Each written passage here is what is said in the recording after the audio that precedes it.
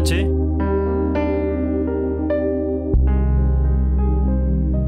నానా రారా కూర్చోరా. ఈ ప్యాలెస్ నుంచి విముక్తి కల్పించడం ఏమైనా ఉందా మాకు? ఫ్రెండ్స్కి చూపించలో చచ్చిపోతున్నాం ఈ ఆస్తిని. అందుకే నాన్న నువ్వు ఏదైనా జాబ్ చేస్తే నీకు వచ్చే జీతంతో పెద్ద బంగ్లా కొనుక్కొచ్చినానా. నేను చేసే జాబ్కి బంగ్లాలో ఒకటి సరిపోద్దా, 10 కావాలా? సంపాదించడం చేత తండ్రిని చూస్తే వెతకాట్లా చేస్తారు, సన్మానాలు కాదు. నానా నాకు చదువు లేదు, అయినా నేను డిగ్రీ వరకు చదివించాను నానా. నువ్వు నాలా కష్టాలు పడకూడదని కదా నాన్న నీ కాలేజ్ ఫీజులు, నీ బట్టలు, ఇలా ఎన్నో అవసరాలు తీర్చాను కదా నాన్న. అలా చేయడంలో నాకు ఎంతో ఆనందం అనిపించింది.